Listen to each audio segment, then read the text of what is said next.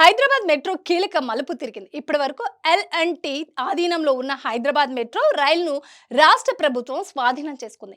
Metro phase 1ను Hyderabad metro rail limited ద్వారా స్వాధీనం చేసుకోవాలని సర్కార్ గతంలోనే నిర్ణయించింది. దీనిపై కొద్ది రోజులుగా చర్చలు కూడా జరిగాయి. చివరికి బుధవారం సచివాలయంలో హైదరాబాద్ మెట్రోపై హక్కులు చేతులు మారాయి. ఎల్టీఎంఆర్హెచ్ఎల్కు ఉన్న 100% షేర్లను 1461,47 రూపాయలను ఈక్విటీ విలువలకు ప్రభుత్వం స్వాధీనం చేసుకుంది.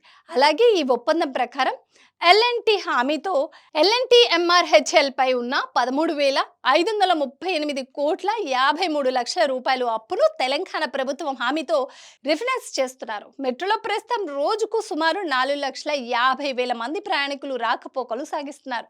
మెట్రో ప్రారంభమైన నాటి నుంచి ఇప్పటి వరకు సుమారు 86 కోట్ల ప్రయాణాలు నమోదయ్యాయి.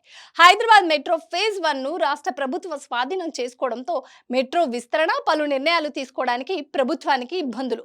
భవిష్యత్తులోనూ హైదరాబాద్కు మరింత సమగ్ర, ప్రయాణికులకు అనుకూలమైన మెట్రో నెట్వర్క్ను అభివృద్ధి చేయాలని ప్రభుత్వం భావిస్తుంది. ఈ మెట్రో వలన ఎల్&టీ కంపెనీ ఆర్థిక ఇబ్బందులను ఎదుర్కొంటుంది. అందుకే పూర్తి షేర్లను ప్రభుత్వానికి స్వాధీనం చేసింది. అలాంటప్పుడు నష్టం లేకుండా ప్రభుత్వం దీన్ని ఎలా నడిపిస్తుంది అనే అనుమానాలు వ్యక్తమవుతున్నాయి. పైగా ప్రభుత్వం ఎన్నికల హామీలలో భాగంగా ఉచితాలు ప్రకటిస్తే మెట్రో పని అంతే.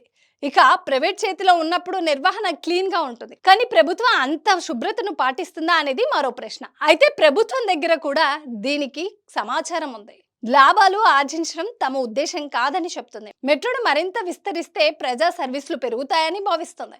హైదరాబాద్ లో ట్రాఫిక్ మరింతగా తగ్గాలన్నా, పొల్యూషన్ తగ్గాలన్నా మెట్రో విస్తరణ ముఖ్యమని ప్రభుత్వం అంచనా. ఇక ఆర్టీసీ, ఎంఎంటీఎస్లకు మెట్రోను కనెక్ట్ చేస్తే ప్రజా రవాణా మరింత మెరుగుపరచవచ్చని గవర్నమెంట్ ఆలోచిస్తుంది. మెట్రో ప్రభుత్వ చేతిలో ఉంటే కేంద్రం నుంచి గ్రాట్లు వస్తాయని, అప్పులు కూడా తక్కువ వడ్డీకి దొరుకుతాయని లెక్కలేస్తుంది. ఏది ఏమైనా మెట్రోను స్వాధీనం చేసుకుని రేవంత్ సర్కార్ పెద్ద సాహసమే చేస్తుందని చెప్పాలి.